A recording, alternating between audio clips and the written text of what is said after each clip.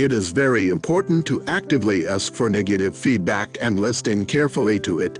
Usually people avoid them so as not to experience unpleasant emotions, but I think it's an extremely common mistake not to ask for and accept negative feedback. We need to figure out how we can get what we love without destroying the world. Don't argue that it's okay to fail.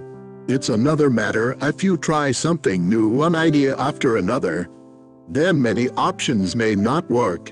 This should be considered normal. And if you think that every idea that is put forward must be successful, then you will not achieve any ideas. Mistakes are not scary. The main thing is to make mistakes every time in something new. You don't have to hire a lot of people to do complex work. Number never makes up for talent. 10 to people who don't do something are no better than the same one. Becoming a species spread across many planets is what we want, spreading our civilization and life throughout the solar system and beyond is the future that excites and inspires. Thus, it's the kind of thing that will make you want to wake up in the morning. Building a good company is like baking a good cake. You just need to use the right ingredients in the right proportions. I think it's very important to get feedback from yourself, to constantly think about what you are doing and how you can do it better. I think this is the best advice. Always think about how you can do even better, and test yourself. If you have millions of dollars, it changes your lifestyle. Those who say otherwise are blatantly lying.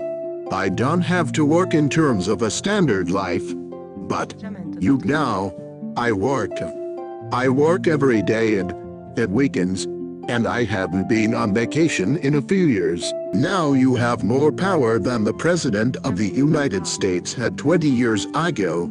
I can answer any question. I can video call anyone from anywhere in the world. You can instantly send messages to millions of people. That is, do incredible things. Just accept that you're wrong and your goal is to be less wrong. I don't think you can be less wrong every day, but if you can be less wrong, then you are doing great. The least scary future I can think of is one in which we have at least democratized artificial intelligence, because if one company or a small group of people can develop a godlike digital superintelligence, they can take over the world. There is nothing intrinsically expensive about rockets. And it's just that those who built and operated them in the past did so with appallingly poor efficiency. Somewhere between 12 and 13 I had an existential crisis. I was trying to understand if there is a meaning in life, why we are here, and all that. I came to the conclusion that the best thing to do is to improve the scope and scale consciousness and achieve higher insight, which in turn will allow us to ask more and more good questions, because it is obvious.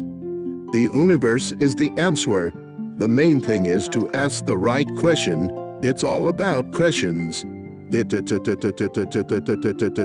think that people today are somehow too carried away with all sorts of internet, finance and law. This is one of the reasons why we have little innovation. I always try to think through future events. I try to predict them. I anticipate a chain of events, then analyze the errors and discrepancies between the prediction and the actual course of things, and try to minimize these errors.